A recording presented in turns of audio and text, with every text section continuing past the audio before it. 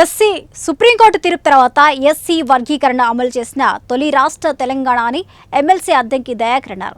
దేశంలోనే ఎస్సీ వర్గీకరణ అమలు చేసి తెలంగాణ ప్రభుత్వం రికార్డు సృష్టించింది అన్నారు.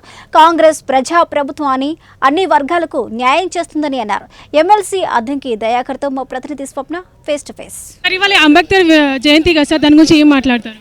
అంబేద్కర్ జయంతి అనేది ప్రత్యేకం దళితులకే కాదు, ప్రజాస్వామికవాదులకు ఈ రాష్ట్రంలోనే కాదు దేశం మొత్తాన కూడా ఇది ఒక పండుగ వాతావరణం. భారత రాజ్యాంగ నిర్మాతనే కాదు, సామాజిక న్యాయ సాధకుడిగా ఈరోజు బాబాసాహెబ్ అంబేద్కర్ ప్రపంచం మొత్తం కూడా విశ్వనాయకుడిగా ఉన్న పరిస్థితుల్లో ప్రజలందరూ సంతోషంగా జరుపుకుంటున్న పరిస్థితిని మేమందరం కూడా రాష్ట్ర ప్రభుత్వం కూడా అంబేద్కర్ ఆలోచన విధానంతో ముందుకు పోతున్న పరిస్థితి. మీరే అడిగినారు కదా, ఇప్పుడు ఎస్సీలకు సంబంధించిన అంశం కానీ బీసీలకు సంబంధించిన అంశం కానీ ప్రతి ఒక్కటి కూడా ఆయన ఆలోచనలకు అనుకూలంగానే మేము నిర్ణయాలు తీసుకుంటున్నాం. అయితే తెలంగాణ రాష్ట్రంలో ఈ రోజు నుంచి ఎస్సీ వర్గీకరణ అనేది జరుగుతుంది సార్, అమలుకి వచ్చింది. అయితే దాదాపు 30 ఏళ్ల నుంచి ఇది పోరాటం అనేది జరిగింది సార్. దీనిపైన మీరు ఏం వ్యక్తం చేస్తారు? అది పోరాడి సాధించుకున్న ఫలితం. అది మిగతా రాష్ట్రాల్లో కూడా డిమాండ్లు ఉన్నాయి, ఈ మిగతా రాష్ట్రాల్లో డిఫరెంట్గా ఉన్నాయి. ఏమైనా సరే మేము భారత సుప్రీంకోర్టుకు రాజ్యాంగానికి అనుకూలంగా మేము ఉండి ప్రయత్నం చేసినాం. అది సక్సెస్ఫుల్గా కంప్లీట్ అయింది, ఈ రోజు నుంచి అమలుకి వస్తుంది.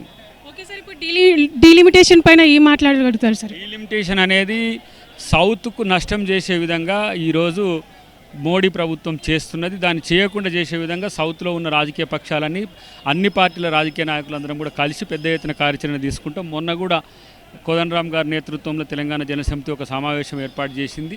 అంతకుముందు స్టాలిన్ ఏర్పాటు చేసిన సమావేశాన్ని కూడా మా ముఖ్యమంత్రి గారు పోయొచ్చింది. కాబట్టి అది భవిష్యత్తులో వాళ్ళ కార్యాచరణను బట్టి ఉద్యమం ఉధృతమయ్యే అవకాశం ఉంది. ఉత్తర రాష్ట్రాలు సౌత్ రాష్ట్రాలకి అన్యాయం చేస్తున్నారని చెప్పేసి ఈ టాపిక్ పైన మాట్లాడడం జరిగింది. కెమెరామ్యాన్ బండితో స్వప్న, 1TV న్యూస్, హైదరాబాద్.